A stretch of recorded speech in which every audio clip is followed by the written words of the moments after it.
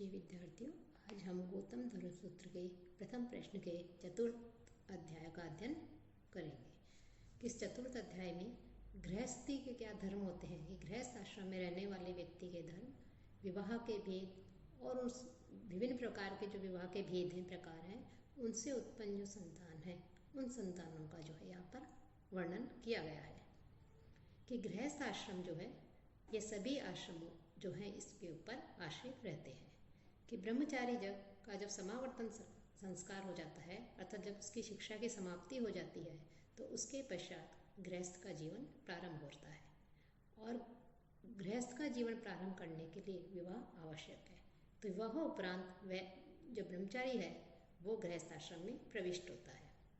कि पुराणों के मत में गृहस्थ आश्रम जो है वो अन्य आश्रमों का स्रोत माना गया है। कि मनु के अनुसार तो जिस प्रकार सभी नद सागर में सम्मिलित हो जाते हैं, वैसे ही सारे आश्रम जो हैं वो गृहस्थ आश्रम में आकर मिल जाते हैं। कि गृहस्थ आश्रम जो है उसका परित्याग करके जो केवल संन्यास का अनुगमन करते हैं, उनको जो है अधिक श्रेष्ठ नहीं बताया गया है। क्योंकि गृहस्थ आश्रम में ही जो है देवता, पितर और अतिथि आदि जो हैं उस गृहस्थ आश्रम में आकर ही संतुष्ट होते हैं। और जो त्रिवर्ग है, धर्म, अर्थ, काम, इन तीनों की प्राप्ति के लिए भी गृहस्थ आश्रम जो है वो आवश्यक है। साथ ही साथ व्यक्तिगत, सामाजिक, धार्मिक, नैतिक, आर्थिक आदि विभिन्न प्रकार के जो कर्तव्य हैं उनका पालन करने के लिए सत्य, अहिंसा, दया, दान आदि जो कर्म है, इन कर्मों को करने के लिए साथ ही साथ धृति, क्षमा, दम, अस्तेय, शौचम, इंद्रिय निग्रह आदि जो 10 धर्म के प्रकार बताए गए हैं, इनके लिए भी जो है गृहस्थ आश्रम जो है उसका आश्रय लेना आवश्यक है। गृहस्थ आश्रम जो है उसे श्रेष्ठ माना गया है। गृहस्थ आश्रम के पालन करने से ही मनुष्य जो है वो धर्म का अर्जन करता था। वह तो इसलिए जो है यहाँ पर गृहस्थ आश्रम जो है उस गृहस्थ आश्रम की महत्ता का उसका जो है श्रेष्ठ बताया गया है। कि अन्य सारे आश्रम जो है इसी के ऊपर निर्भर करते हैं, इसलिए गृहस्थ आश्रम का जो है महत्वपूर्ण स्थान है। और गृहस्थ आश्रम में प्रवेश करने के लिए विवाह संस्कार आवश्यक है। तो उसके विषय में अब कह रहे हैं कि गृहस्थ आश्रम में व्यक्ति कैसे प्रवेश करे। गृहस्थ तो पहला सूत्र है, गृहस्थ है सदृशीम भार्याम विंदेत अनन्य पूर्वा यवीयसीम। कि गृहस्थ जो है वो सदृशीम कि अपने समान, कि जाति और कुल में अपने समान, और अनन्य पूर्वाम पहले वागदान के द्वारा उसे किसी को नहीं दिया गया हो, अर्थात पहले जो है उसका वह आदि नहीं किया गया हो या अन्य किसी को वो नहीं दी गई हो, ऐसी, तथा यवीयसी तथा अपने से कम उम्र वाली, यवीयसी अर्थात अपने से कम उम्र वाली, भार्याम की जो पत्नी है उस पत्नी को विंदे उसके साथ में जो है वो विवाह करे।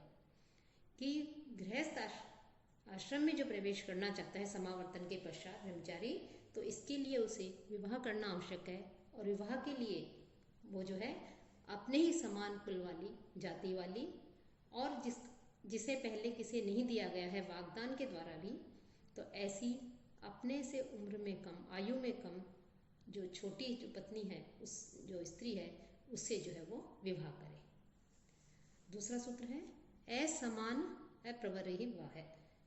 कि भिन्न प्रवर वाले, असमान प्रवर ही, कि भिन्न प्रवर वाले जो हैं उन भिन्न प्रवर वालों में ही विवाह जो है वो होना चाहिए।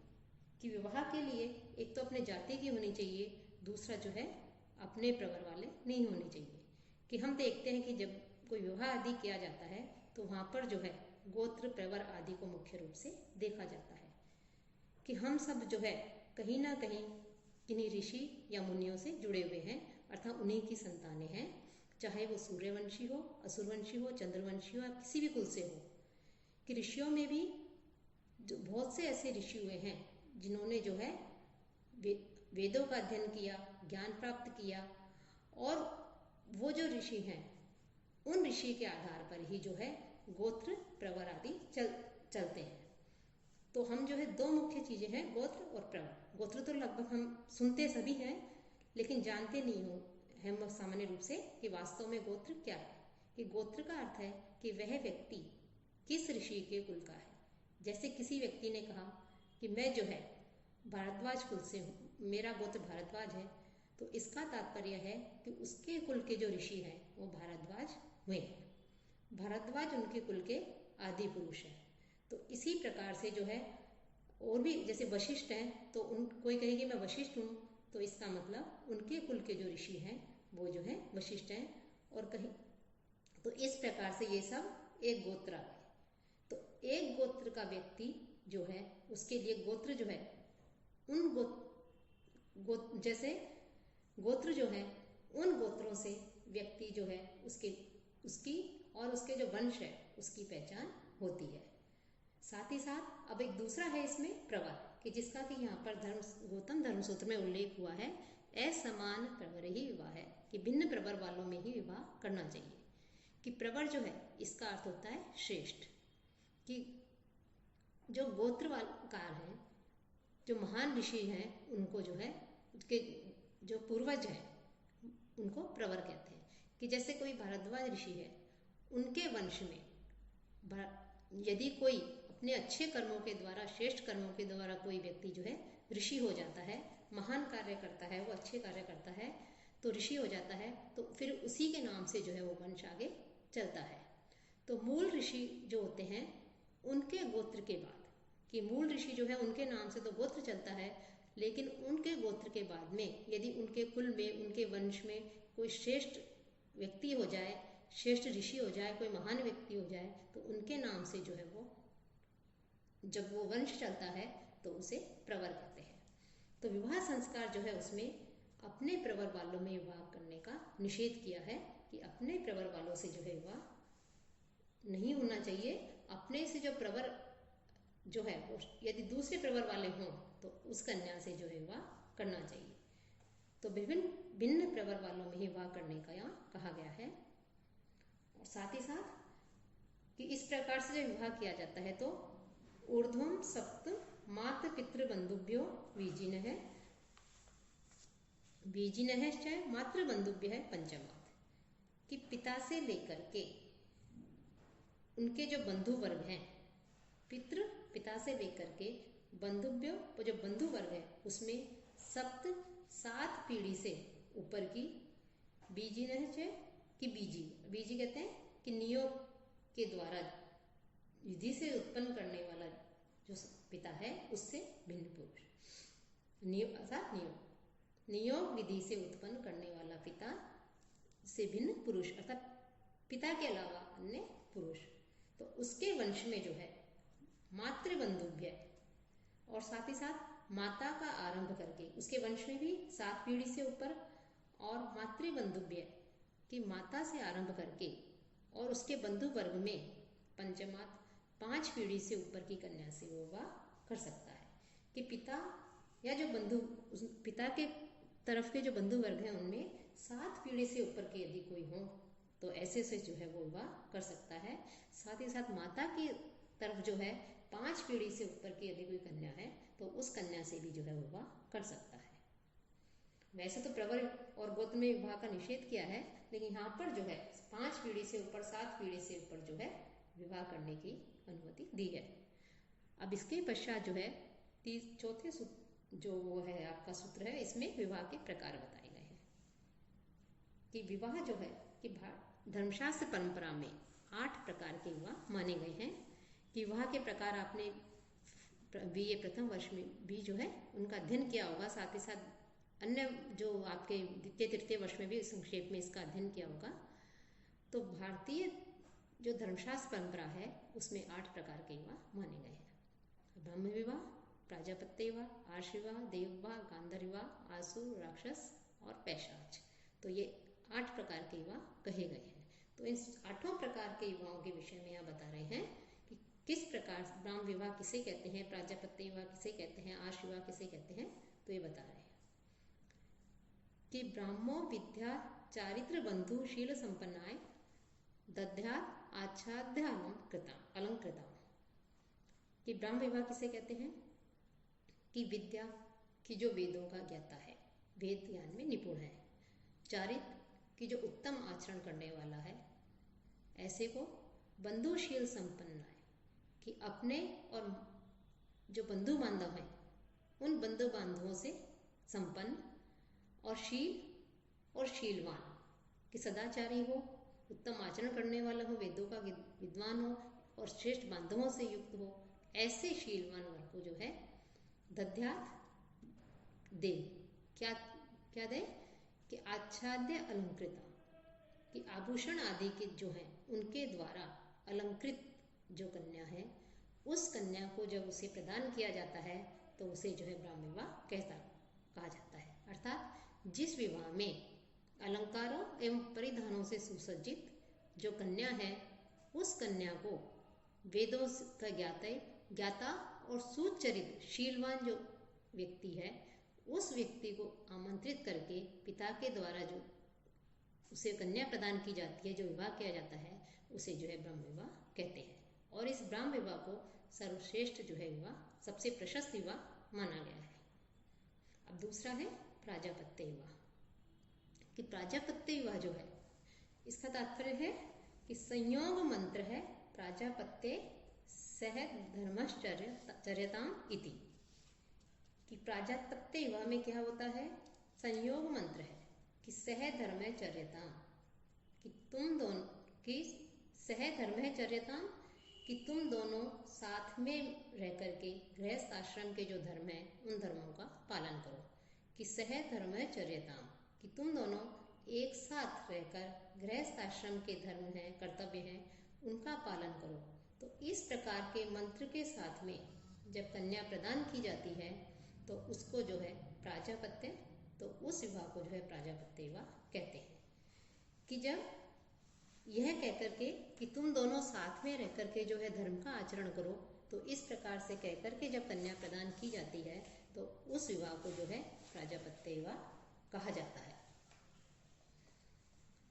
कि ब्राह्म विवाह जो है उससे प्राजापत्य में विशेषता है कि इसमें इस मंत्र के द्वारा सह धर्मचर्यता, कि इस मंत्र के द्वारा वर और कन्या को जो है गृहस्थ आश्रम धर्म का पालन करने के लिए जो है कहा जाता है।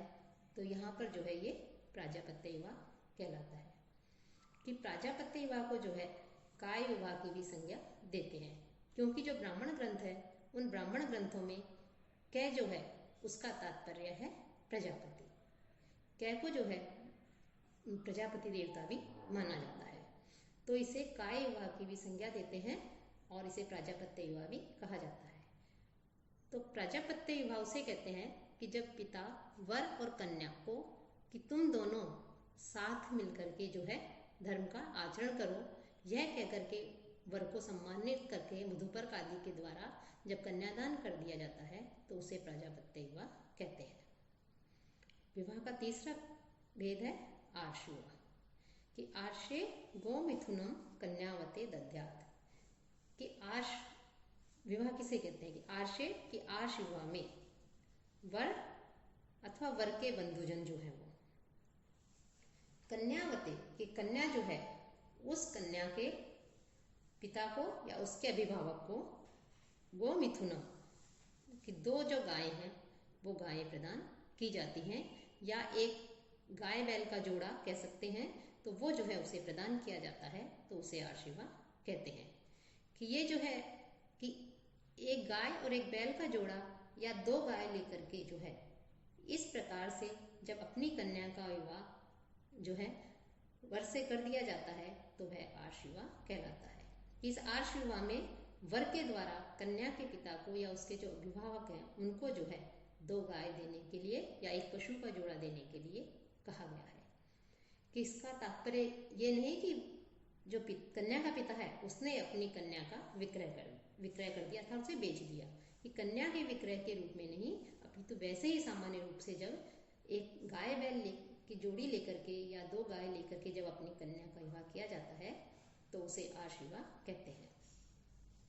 और अब है दैव विवाह, कि अंतः वेद्यम ऋत्विजे दानम दैवो अलंकृत्य, कि यज्ञ के समय वेदी पर कि जो यज्ञ है, जो यज्ञ करता है कराता है तो उस समय वेदी के ऊपर जो है ऋत्विज को अर्थात यज्ञ कर्म कराने वाला जो है, ऐसे उसको जो है जब कन्या प्रदान की जाती है आभूषणों से अलंकृत करके, तो वह जो है दैव विवाह कहलाता है। कि यज्ञ के समय पर जब वेदी के ऊपर तो जो यज्ञ कर्म कराने वाला ऋत्विज है उसको आभूषणों से अलंकृत करके सुसज्जित कन्या जो है जब उसे प्रदान की जाती है अर्थात उसे विवाह कर दिया जाता है, तो उसे दैव विवाह कहा जाता है। तो इस विवाह को भी जो है प्रशस्त माना जाता है, इसको भी जो है स्वीकार किया गया है। फिर इसके बाद आता है इच्छन्त्या स्वयं संयोगो गांधर्व है। इच्छन्त्या की चाहने वाली कन्या के साथ में स्वयं अपनी इच्छा से संयोगो, अपनी इच्छा से संबंध कर लेना, उससे विवाह कर लेना गांधर्व विवाह कहलाता है। कि जब वर वधू आपस में एक दूसरे को चाहें तब जो वो दोनों जो विवाह करते हैं वो जो है गांधर्व विवाह कहलाता है। इसे जो है हम प्रेम विवाह भी कह सकते हैं। कि अब कालिदास का जो नाटक था अभिज्ञान शाकुंतलम, उसमें दुष्यंत और शकुंतला कि दोनों जो है उन दोनों के गांधर्व विवाह का ही वहाँ पर वर्णन किया गया है। तो वर एवं कन्या इन दोनों की परस्पर सहमति से जो संबंध होता है उस संबंध को जो है गांधर्व विवाह कहलाता है। कहा जाता है कि वो दोनों जो विवाह करते हैं तो उस विवाह को गांधर्व विवाह की संज्ञा दी गई है। वित्तेन अनाति स्त्री मतम आसुर है। वित्तेन और जो धन आदि है उस धन आदि को देकर के स्त्री को जब अपने अधीन करके कन्या का ग्रहण किया जाता है तो वह आसुर है, वह आसुर विवाह कहलाता है। कि स्त्री मताम, कि कन्या मताम, ये कन्या के जो अभिभावक हैं, माता पिता आदि हैं, उनको जब वित्तेन की धन आदि दे करके जो है उनको प्रसन्न किया जाता है, उनको अपने वश में किया जाता है और फिर कन्या को ग्रहण किया जाता है, तो उस विवाह को जो है आसुर विवाह कहा जाता है। अर्थात जब वर अपनी शक्ति के अनुरूप कन्या पक्ष वालों को जो धन आदि देता है या कन्या को जो धन देता है, तब इस प्रकार से अपनी इच्छा के अनुकूल पिता के द्वारा दी गई कन्या के साथ जो विवाह किया जाता है उस विवाह को जो है आसुर विवाह कहा जाता है। प्रसह्य आदानाद राक्षस है। अब राक्षस विवाह के लिए कह रहे हैं कि प्रसह्य के बलपूर्वक, कि कन्या के जो अभिभावक हैं, माता पिता हैं, उनको जो है परास्त करके, पराजित करके और कन्या का अपहरण करके जो विवाह किया जाता है वो उसे क्या कहा जाता है, राक्षस है, उसे राक्षस विवाह कहा जाता है। कि बलपूर्वक अपने बल का प्रदर्शन करते हुए कन्या के जो अभिभावक हैं, माता पिता हैं, उनको परास्त करके जब कन्या के साथ में विवाह किया जाता है तो उस विवाह को राक्षस विवाह कहा जाता है। अर्थात उसके संबंधियों को, कन्या के अभिभावकों को, संबंधियों को या तो अपने वश में कर ले या उनका वध करके, उनको मार करके रोती हुई कन्या को बलपूर्वक जब छीन लिया जाता है, तो इस प्रकार से कन्या के साथ जो संबंध है उसको राक्षस विवाह कहा गया है। असंवेज्ञात उपसंगमात पैशाच है। अब पैशाच विवाह जो है 8 प्रकार के विवाह बताए हैं, उनमें ये अंतिम 8वां विवाह है। इसमें कह रहे हैं कि जब कोई व्यक्ति असंवेज्ञात अर्थात उसे पता ही नहीं है वह कि उसके साथ क्या हो रहा है, तो ऐसी सोई हुई, उन्मत्त, मूर्छित ऐसी कन्या के साथ में जब वो संबंध स्थापित करता है तो वो जो है पैशाच है, पैशाच विवाह कहा जाता है। इसे निकृष्ट एवं महापातक कार्य भी कहा जाता है। कि जब कोई व्यक्ति चुपचाप से किसी सोई हुई कन्या के साथ में, किसी मूर्छित कन्या के साथ में या कोई उन्मत्त प्रमत्त जो कन्या है उसके साथ में जब संगम करता है तो उसे जो है पैशाच विवाह कहा गया है। तो इसे जो है, इस विवाह को जो है निंदा की गई है और इसे सबसे निकृष्ट माना गया है। तो इस प्रकार से ये 8 प्रकार के विवाह कहे गए हैं। चत्वारो धर्म्यः प्रथमा। अब 12वें सूत्र में कह रहे हैं कि प्रथम 4 प्रकार के जो विवाह हैं वो सभी वर्णों के लिए धर्म्यः धर्म विहित है। कि सारे वर्णों के लिए 4 प्रकार के जो विवाह हैं, प्रथम ब्राह्मण, देव, आर्ष, प्रजापत्य, ये चारों विवाह जो है, इन चारों विवाह जो है धर्म विहित माने गए हैं।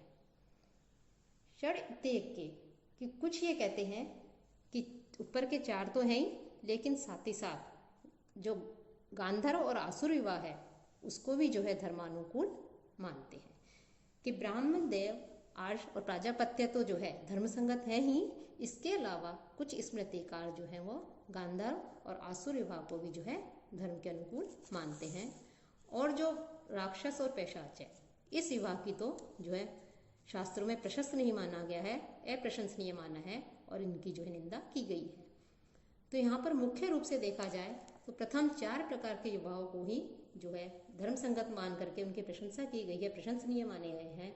और अंतिम जो 4 प्रकार के विवाह है उनको जो है धर्म संगत नहीं माना है, उनको अप्रशंसनीय मान करके उनकी निंदा की गई है। अब ये 4 प्रकार के विवाह हैं, इन 4 प्रकार के विवाह से उत्पन्न जो संतान है उन संतानों को क्या कहा जाता है उसके विषय में वर्णन किया गया है 14वें सूत्र से कि विवाह जो है वो भी 2 प्रकार के बताए हैं, अनुलोम विवाह और प्रतिलोम विवाह। कि सवर्ण विवाह तो क्या अपने वर्ण की जो है स्त्री से या पुरुष से विवाह, और अनुलोम विवाह में उच्च वर्ण का पुरुष होता है और निम्न वर्ण की स्त्री होती है, उसे अनुलोम विवाह कहते हैं। और प्रतिलोम विवाह अर्थात उच्च वर्ण की स्त्री और निम्न वर्ण का जो पुरुष है उसे प्रतिलोम विवाह कहते हैं। कि ब्राह्मण, क्षत्रिय, वैश्य, शूद्र ये 4 वर्ण माने गए हैं। तो ब्राह्मण जब अपने वर्ण की स्त्री से विवाह करता है तो वो सवर्ण विवाह कहलाता है, लेकिन ब्राह्मण जब अपने से निम्न वर्ण क्षत्रिय वर्ण की स्त्री से या वैश्य वर्ण की स्त्री से या शूद्र वर्ण की स्त्री से विवाह करता है तो वो जो है अनुलोम विवाह कहा जाता है, क्योंकि यहाँ पर जो पुरुष है वो उच्च वर्ण का है और स्त्री निम्न वर्ण की है। कि प्रतिलोम विवाह में जो है स्त्री तो उच्च वर्ण की होती है और जो पुरुष है वो निम्न वर्ण का होता है। कि ब्राह्मण वर्ण की स्त्री यदि क्षत्रिय वर्ण के पुरुष से और वैश्य वर्ण के पुरुष से या शूद्र वर्ण के पुरुष से विवाह करे तो उसे जो है प्रतिलोम विवाह कहा जाता है। तो ये अनुलोम और प्रतिलोम विवाह है, इनसे उत्पन्न जो संतान होती है उनको भी जो है नाम दिए गए हैं। उसके विषय में हम अगले व्याख्यान में चर्चा करेंगे।